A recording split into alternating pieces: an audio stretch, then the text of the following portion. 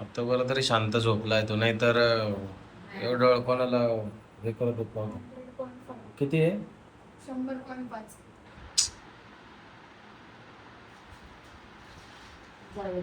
शेवट ऍडमिटच करावं लागला. तापेवर झटके येतात त्याच्यामुळे विचार केला की नको तसं काही व्हायला, म्हणून मी कंटिन्यूस काय नाही दुखणार ते बघ, त्याला रिलॅक्स आहे ना प्रिया, तोपर्यंत राहू दे. श्वास घेता येत नाही ना, घरून असं काहीतरी पातळ आणावं लागतं. आणतो ना, उशी घेऊन ना करून आपली त्याची पातळ उशी घेऊन ती चादरी घालून टाकू मग. असं काय ते वडण्या वगैरे बाळ हेच मी घेणार होती, पण एका कपड्यात वडण्या मी नाही पण ते डोक्याखाली गेली काल काल एक ब्लॉग टाकला ना मी, कोकोची तब्येत खराब होती, त्याच्यात कोणीतरी कमेंट केली की मम्मींना जोडीला बोलवा. हे बघा रात्रीपासून आहे आमच्यासोबत, रात्री 3 वाजताच.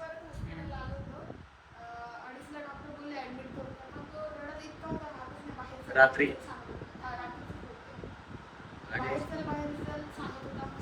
आम्ही घरी घेऊन गेलो आणि त्याच्यानंतर मग आता हॉस्पिटलला घेऊन जाऊन गेलो, कारण की रात्रभर टेम्परेचर आहे. रात्रभर आम्ही तर बस पंचिंग करतोय, औषध दिलं तरीही काय 100च्या खाली काही येत असतं, 100 प्लसच टेम्परेचर. स्वतः चालू सगळं इंजेक्शन आणि त्याचा व्हायरल मला सुद्धा झालंय. मला टेम्परेचर आलंय, माझं एक थ्रोट इन्फेक्शन झालंय. सगळ्याच आजाराचे आता सगळं साधारण मी आता बाळ बरं लागेल जाऊ बरं झालं आपण ऍडमिट केलं, लवकर केलेलं बरं असतं माहिती का. जास्त ताप झाला असतं तर काय करायचं. मी तर अशीच आली घाबरून. मी अशीच घाबरून आले रात्रीची उठून. नाही मम्मींना तेच आम्ही बोललो तुम्ही जा असं, पण ते बोलले नाही मी थांबते सोबत. आणि कसं आहे हिला धीर होऊन जातो. ही आहे ना, आता तुम्हाला सांगतो, ही आता अशी शांत दिसते, बाबा इतकी रडत होती, इतकी रडत होती. मी म्हटलं अरे तर सलाईन हे बघ, मी म्हणून बोललो होतो तू रडशील तर त्याला ऍडमिट नको करू, घरीच आपण ट्रीटमेंट देऊ.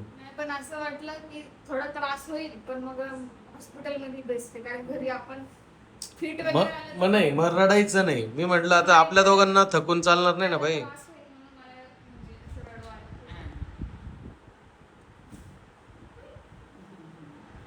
तिकडं घरी सलोनीला फोन केला होता आणि ती बोलली की तुम्ही पहिले कोकोचंच बघा, टेन्शन घेऊ नका, मम्मी स्टेबल आहे बऱ्यापैकी. तर म्हणजे कोकोला व्यवस्थित करूनच तुम्ही प्रवास करा. परत प्रवासात कोकोला उलट्या वगैरे होतात आणि अजून त्याची तब्येत खराब होईल, त्यापेक्षा मग म्हटलं ठीक आहे 2-3 दिवस आता जर डॉक्टर बोलले, आय होप की 2-3 दिवसात तो बरा व्हावा, म्हणजे जेणेकरून आम्ही डिस्चार्ज घेऊन परत जाऊ शकतो. कारण ह्या हालतमध्ये प्रवास करणं म्हणजे ना खतरनाक डिफिकल्ट होणार आहे आमच्यासाठी.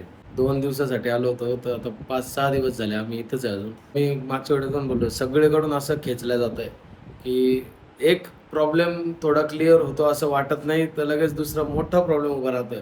आणि त्या गडबडीत पूर्ण आमची म्हणजे मानसिक स्थिती सुद्धा आता ढसळायला लागली पूर्ण. त्याला ना झोपेत नसतं आठवतंय, ते सुई बसली त्याला, ते गॅनफ्लो टाकलाय सलाईन देण्यासाठी, तर सारखं आठवतंय झोपेत, स्वप्न पडतं वाटतं. सारखा उठतोय तो, दचकून उठतोय आणि मग मला पाहिलं की परत मग अंगावरच झोपायचं म्हणतो. आणि रात्रभर प्रिया जागरण करत होती. तिला म्हटलं तर झोप, कारण तिचे पूर्ण डोळे लाल झाले, तिला फिवर आलाय, तिला खोकला चालू झालाय. मी तिला म्हटलं तू झोप, तू थोडा आराम कर आणि आपण तोपर्यंत मी बाळाला घेतो. कारण याला आता खाली ठेवलं ना बेडवर, तर लगेच तो उठतोय आणि दचकून म्हणजे एकदम दचकून उठतोय. आणि मग मी म्हटलं ठीक आहे थोडा अंगावर झोपवतो. आणि प्रियाची थोडी आराम झाला तर ती पण थोडी स्टेबल होऊन जाईल. मग घरचं बेडशीट घेऊन आले काही अंगावर, खाली शॉल आहे आमची. म्हणलं रात्री टाकू, आता ब्लँकेट नाही आणलं, अजून बाळाचं चाललं. झोपतो झोप, तर त्याची काहीच गरज नाही बोलतात. हे बघा आमच्या कोको, बघा किती डोळे सुजले त्याचे, आजारी झाले, ताप वगैरे आहे ना कोको. का एक्सरेसाठी आलोय आम्ही त्याला घेऊन. डॉक्टरांनी छातीचा एक्सरे सांगितलाय, कफ खूप आहे त्यामुळे. सो नमस्कार मित्रांनो, आज पुन्हा एक ब्लॉग आमचा हॉस्पिटलमधून. सगळ्यांना माहितीच आहे की कोको खूप आजारी होता आणि काल रात्री आहे ना, आम्ही ॲक्च्युली कालचा दिवस आमच्यासाठी सगळ्यात जास्त टफ होता. बऱ्याच जणांना वाटेल की काय हॉस्पिटल सिरीजच चालू झाली आमच्या मागे. खरं बघायला गेलं तर नाशिकवरून आलो तसं आम्ही सगळेच म्हणजे आजारीच आहे. मी तर नाही, माझं आहे हाताचं चालूच आहे, बट प्रियाला पण आता इन्फेक्शन झालं. मला खूप फिवर आहे आणि थ्रोट इन्फेक्शन झालेलं आहे. एक्झॅक्टली. बट काय झालं माहिती आहे, कालचा दिवस आमच्यासाठी खूप जास्त टफ होता. परवा आहे ना, प्रिया आणि कोको मुंबईला गेले होते. मुंबईला जे विरारला गेले होते. तर विरारला गेल्यानंतर आहे ना, तिकडे त्यांचं दवाखान्यात काम होत होतं. तिकडून आल्यानंतर आहे ना, एक दिवस काही नाही, पण दुसऱ्या दिवशी कोकोला खूप जास्त ताप आला. भयंकर टेम्परेचर होतं. मग आम्हाला वाटलं की नाशिकला असताना पण ताप आला होता. तेव्हा आम्ही एक औषध दिलं आणि गेला दुसऱ्या दिवशी ताप निघून. सो कालही आम्ही तेच केलं की डॉक्टरांनी एक औषध दिलेलं होतं. ते औषध आम्ही दिलं आणि त्याच्यानंतर ताप जाईल असं वाटलं. तुम्हाला सांगतो, औषध दिल्यानंतर अर्धा तास झाला, 1 तास झाला, पण थोडंसं सुद्धा टेम्परेचर कमी नव्हतं झालं माझ्या बाळाचं. आणि अजिबात नाही. मग आहे ना, आम्हाला असं वाटलं की औषध कदाचित कमी पडलं की काय काय केलं काय. हा कोका. आणि नंतर आहे ना, आम्हाला असं झालं की काय करू काय नाही. मग आहे ना, तेवढ्यात प्रिया बोलली की आपण एक काम करूया, सर्दीचं पण औषध देऊ, कारण त्याला खूप सर्दी आणि खोकला पण चालू झाला. सो मग आहे ना, त्याला सर्दी खोकल्याचं औषध दिलं आणि परत 6 तासांच्या गॅपने आम्ही तापाचं औषध दिलं. पण तरी परत तसंच झालं. म्हणजे हे बघा, आता आवाज देतोय. काल टेम्परेचर म्हणजे त्याचं अजिबात कमी होत नव्हतं. आम्ही सकाळी दवाखान्यात धाव घेतली. सकाळी दवाखान्यात आलो, डॉक्टरांना तपासणी केली. डॉक्टर बोलले की ठीक आहे, तापाचं औषध द्या. त्यासोबत त्यांनी अँटीबायोटिक दिलं, पण ते बोलले 2 दिवसानंतर अँटीबायोटिक चालू करा. कारण काय आहे, लगेच अँटीबायोटिक देऊ नका, सध्या तापाची साथ चालू आहे. आता तापाची साथ चालू आहे म्हटल्यावर आम्ही थोडंसं ओके झालो की जाऊ द्या बाबा, बघूया. पण तुम्हाला माहिती आहे, दुपार झाली, ते औषध दिल्यानंतर सुद्धा दुपारी सुद्धा त्याला 102 102 पेक्षा जास्त ताप होता. आणि संध्याकाळी बघितलं तर डायरेक्टली 103. सो वर कमीच होत नव्हतं त्याचं, म्हणजे 100 प्लसच होता.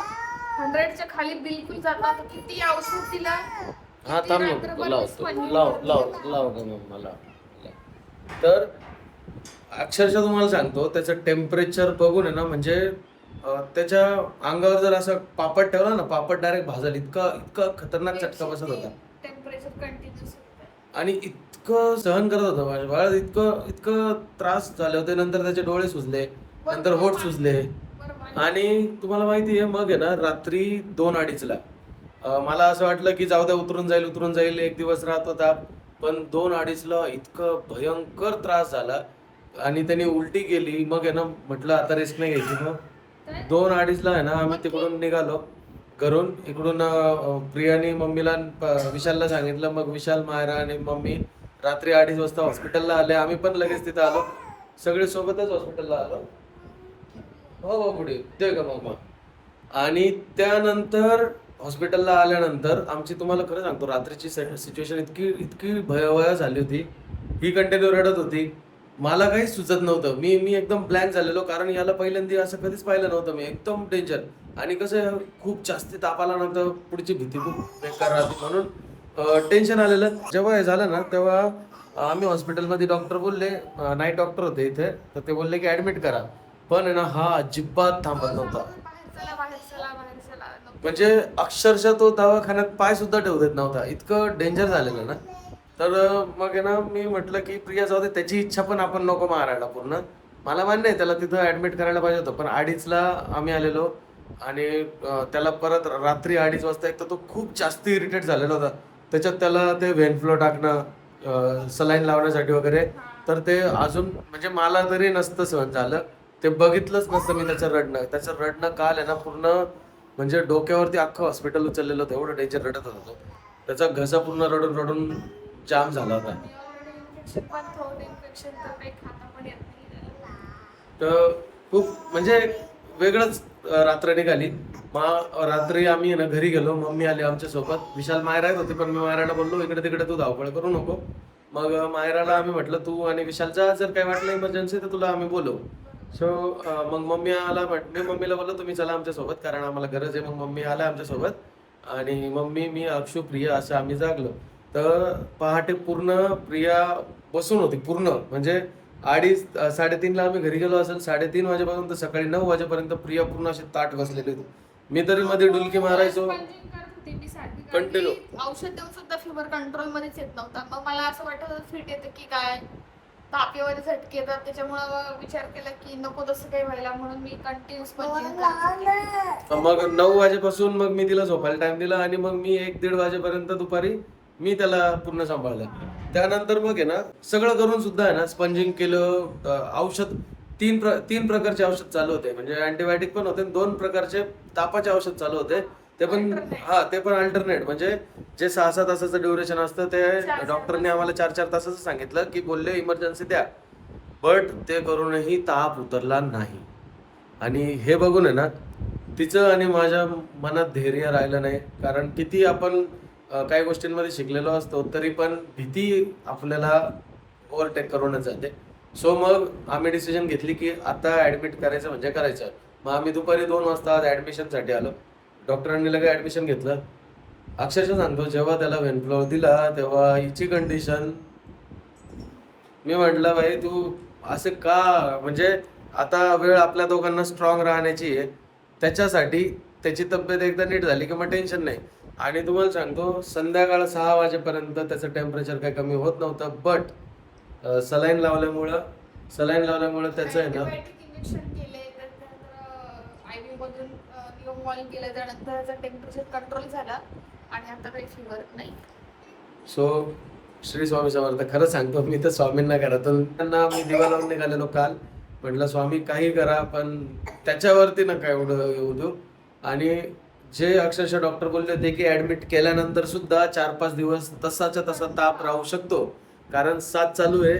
आत्तापर्यंत बरेच बाळ इथे त्यांचे ॲडमिट झालेले ज्यांचे कंटिन्युअसली 102, 103 ताप आहे, ते पण 4 ते 5 दिवसांपासून या सर्व मेडिकेशन सोबत. तर त्याचा ताप उतरला. खूप म्हणजे खरंच खूप चांगलं वाटतंय. आता आहे ना तो आत्ता थोडासा मोकळा झालाय आणि त्याच्यामुळे आहे ना म्हटलं की चला व्हिडिओ काढू.